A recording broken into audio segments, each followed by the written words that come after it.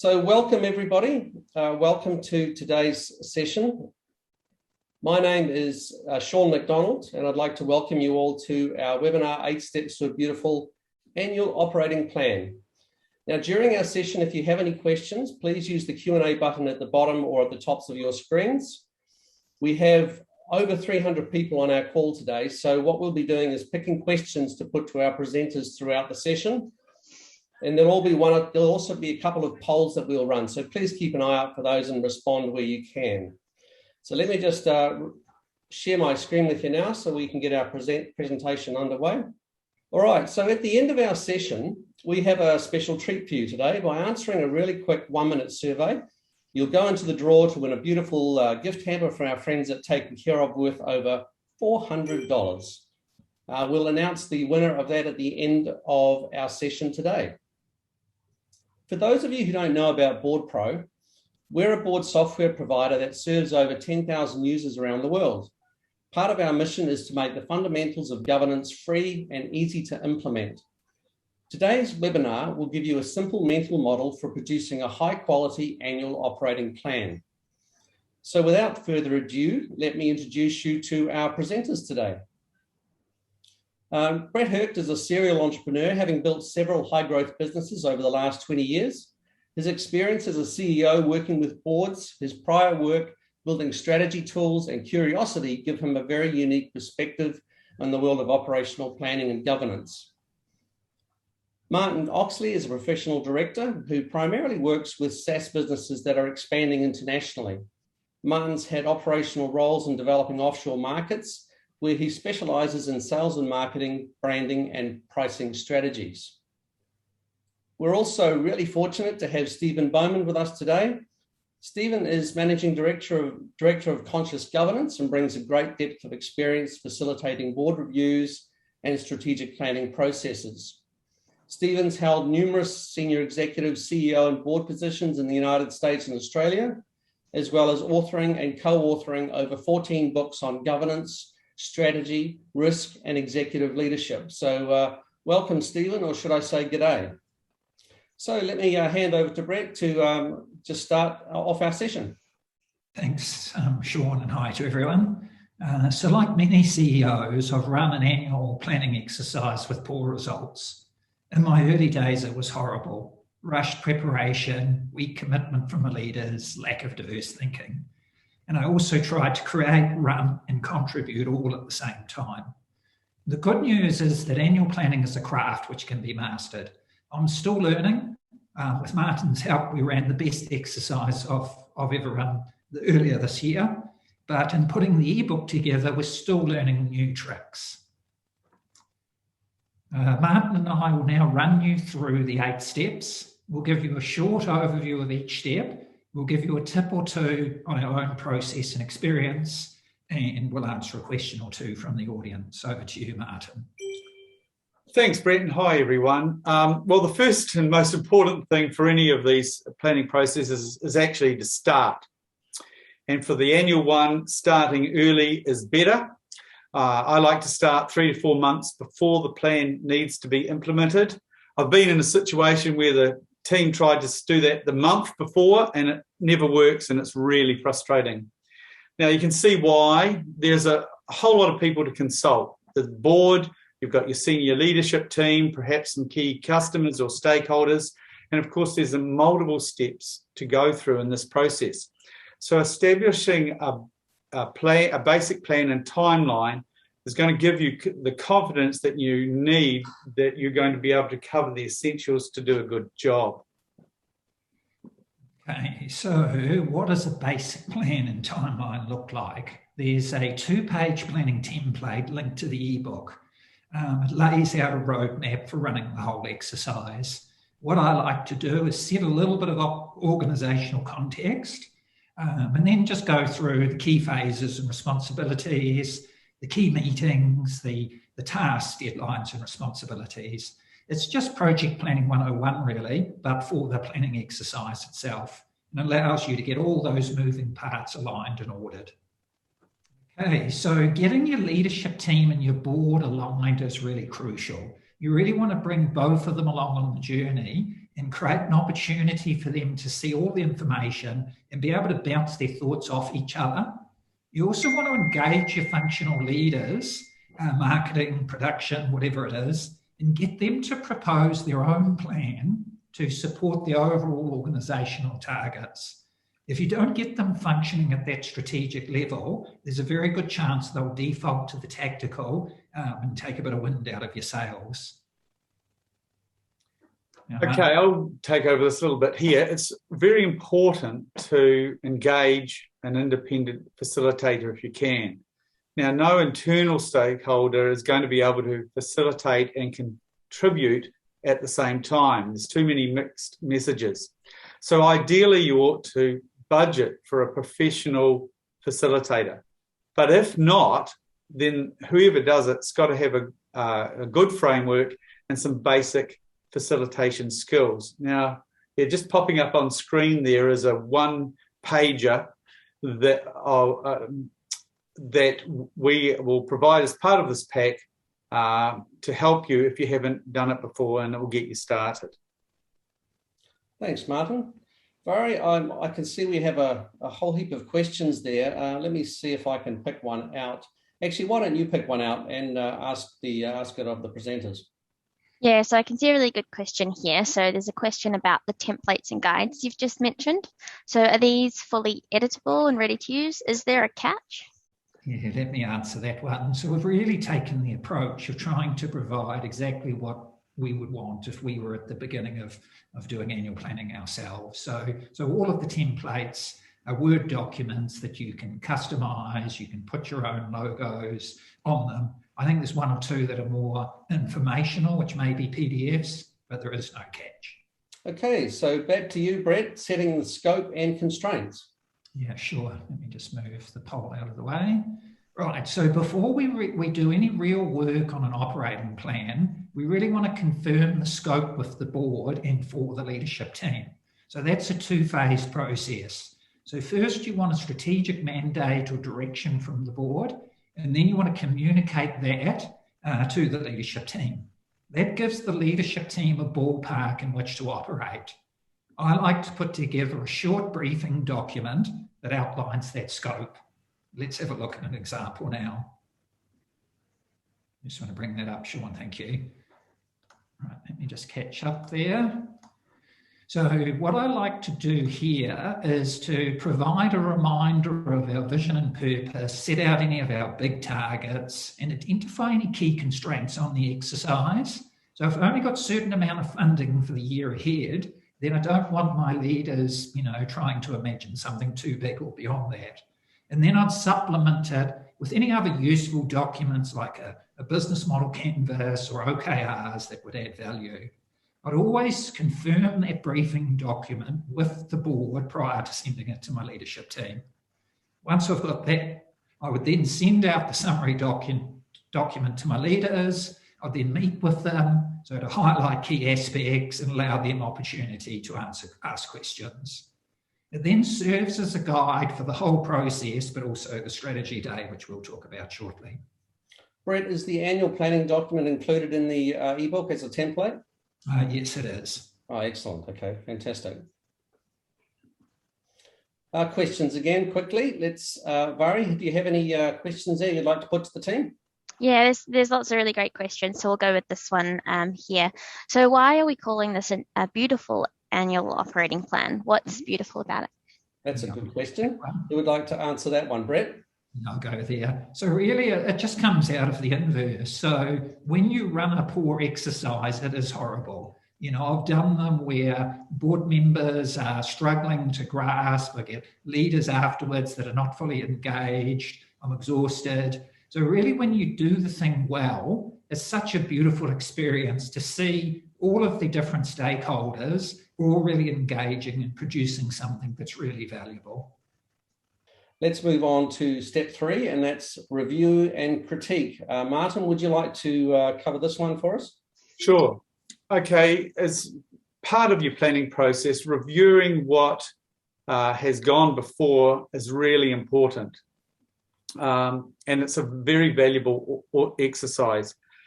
And the inverse again is true. So organisations that fail to incorporate sort of learning loops are prone to making the same mistakes over and over again. So this really is a time for a bit of honest reflection. And it's useful to ask the team just 4 short questions. What's succeeding? What's failed or is failing? Perhaps what have we missed? And importantly, why? Now, I've got some tips on this, and I'll just get rid of a survey and I'll come back up to it. Here we are here. Now, when you think about it, if a particular strategy or initiative isn't yielding the results that you expect, asking why is vital, and here's the reason. Is it because it's a poor strategy or initiative, or is it because it's poor execution? So knowing the difference between those two is really important.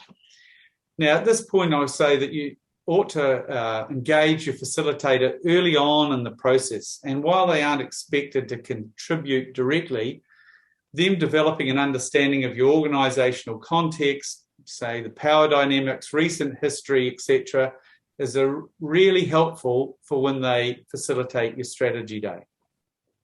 Thanks, Martin. Fantastic. Barry, I thought we'd bring up another couple of questions.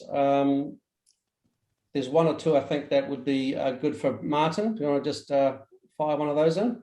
Yeah, here we go. So as board software, you guys are focusing right now on the operational planning and strategy, but governance is your thing. Can you talk us through that? Do you want to do that, Martin, or would you like me to? Actually, Brett, why don't you? You're the CEO. You have a go, Brett. Yeah, so really our broader mission is to enable really good governance for our target market of SMEs and not-for-profits. So we know software does a portion of that, but we're seeing that there's quite a large need for a wider gambit, and really we've expanded what we're doing and offering to the market, and this is for free, is effectively to try and provide sort of guidance and templates and an easily digestible good practice, that makes those fundamentals free and easy to implement. So it's not something we charge for, but it is something we think adds value to our market. Thanks, Brett. That was a great question, actually. Great question. Martin, do you want to take us through Strategy Day, step 4? Yep, sure. This is what all of this planning so far has been leading up to. So it's an important day. Reviewing your strategy prior to producing an operational plan is essential, and it's useful to think of it in 2 parts. So part 1 includes your strategic foundation, your purpose, your mission, value proposition through to competitive advantages, and so forth. Now, ideally, lots of these things should be in place already and used as reference material for this plan. Now, part 2 is looking at the 4 or 5 top things that you want to achieve over the next 2 or 3 years. And again, some of them might be in place, but you need to review and reset these as part of your annual planning process.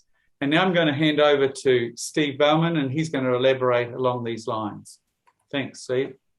Thanks for that, Martin. Look, one of the things I find many organisations do is overthink their strategic planning and then underthink their operational planning.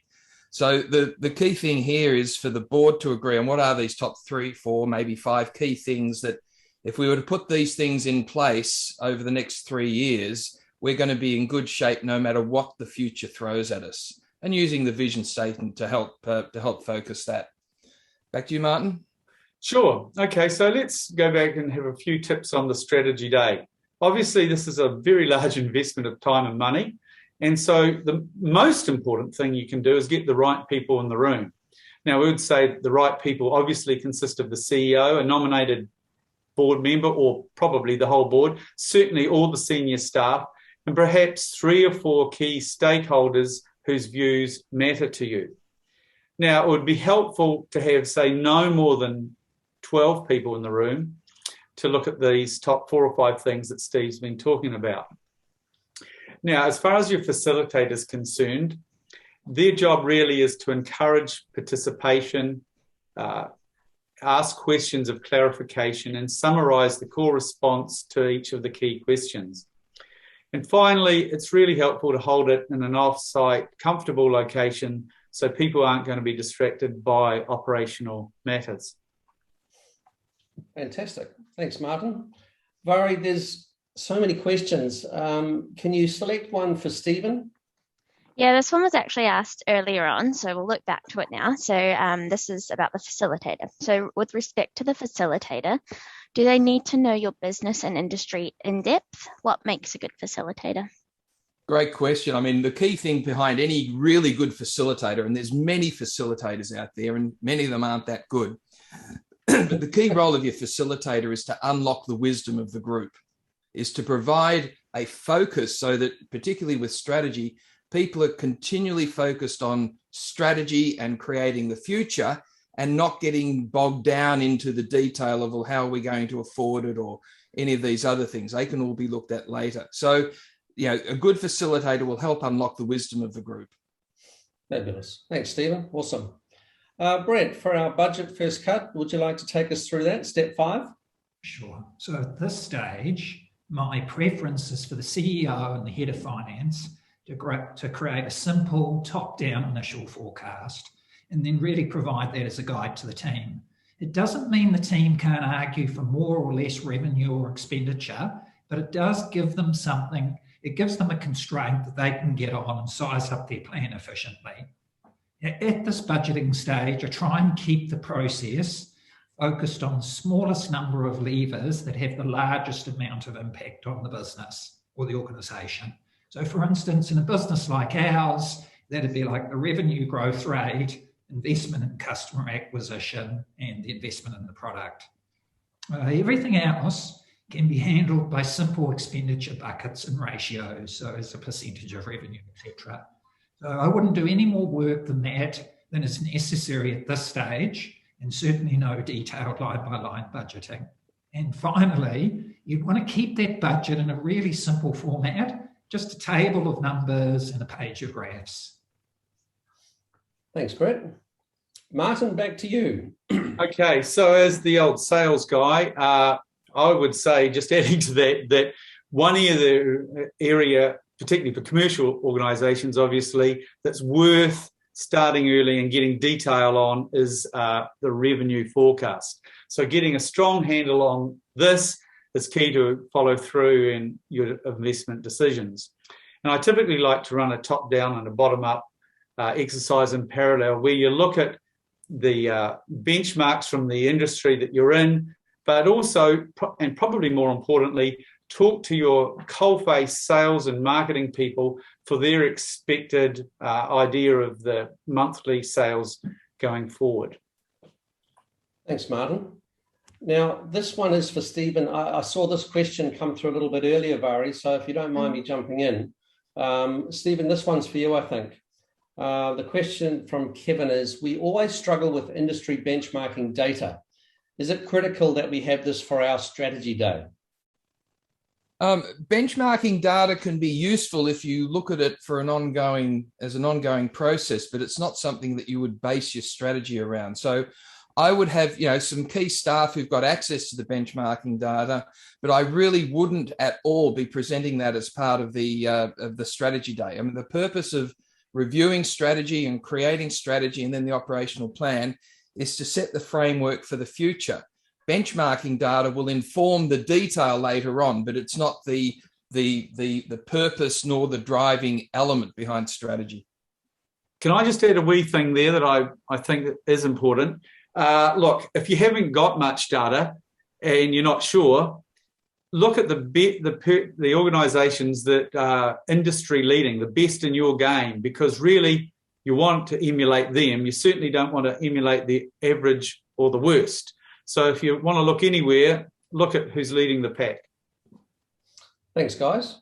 Let's move on to step 6, which I think is 10 goals and strategies. Okay, cool. So with your strategic direction confirmed and an indicative budget to hand, as a CEO, you can then really delegate the next phase to your leadership team or your leadership group. It's better for those leaders to create their own plan than for the CEO to do it for them. buy-in is significantly higher if the person responsible for executing the plan has been part of originating it. The CEO's role really should be one of inspirer, coach, and coordinator. So I like to give my leaders a simple 3-slide template. We'll have a key objective and some related key results. We'll have a couple of high-level strategic statements and then some smart actions. I think we've now got an example coming up, and we've got this again in the pack via the ebook. You can get this as a template. And really at this phase, the CEO should be skilled and knowledgeable in a goal framework. And they should be able to lead the process and coach their leaders, their functional leaders. If your CEO isn't, don't be afraid to invest in outside help to run the first exercise and train your CEO. Good advice. Thanks, Brett. Now, there's quite a few questions here, I think, that are probably best for Stephen. Vari, would you like to select a couple of those? Yeah, okay, here's one. So what are the biggest problems that you see with operational planning? The biggest issue I find with operational planning, we see hundreds and hundreds of them, is that they are either too prescriptive, which leaves very little innovation for the team that's in charge of that particular operating plan, or even worse, they've got absolutely no guidance whatever. They're just a listing of activities. So the key thing in developing up your operating plan, particularly for your staff, is to have some idea of the outcomes that you're looking for, the timeframes within that, and usually within the 12 months, but it can be broken down even further.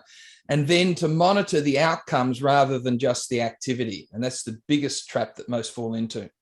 Great. So we have time for a second question, Sean? Yes, yeah, go for it. Awesome. Brett, this might be a really good one for you. So Rachel, great question. What are your tips for building on contingencies? She said we had a fantastic operating and strategic plan for this year, but with recent COVID lockdowns, we had a massive downturn, struggling now in the changed environment. That's such a good question. I might come back to you if you can leave your details, Rachel. That'd be a good one to come back on, because I'm not sure I'm going to do a brilliant job off the cuff. What would I say about contingencies? That's all right, Brett. We can move on. Yeah, let's do that one a little bit later if we have time. Good answer. Such a good question. Yeah, and Rachel, we've got your details, so no worries. Great. Thanks, Vari. No okay, worries. Brett, back to you. Step 7, presenting the draft plan to the board. Yeah, sure. So the good news now is presenting your plan to the board should be relatively straightforward. You've already endorsed your scope. You've already confirmed your strategic direction. So now the annual plan should be a natural outworking of the broad direction already agreed. So I'd go about that process in this way. I'd create a single operating plan presentation, PowerPoint deck. I'd incorporate all of the team leaders' plans. I'll then send that presentation to my board as pre-reading. Then on the day, I'd have each team leader present their functional plan. And then I'd look to be engaging in open discussion, really looking to solicit feedback from the board. You want to openly acknowledge good feedback and you intend to incorporate that. And as the CEO, you've really got an opportunity to set the scene and then ask questions throughout the process. If you're not doing all the presentation, you can be something of a chief solicitor of feedback. I'd have my head of finance present the budget.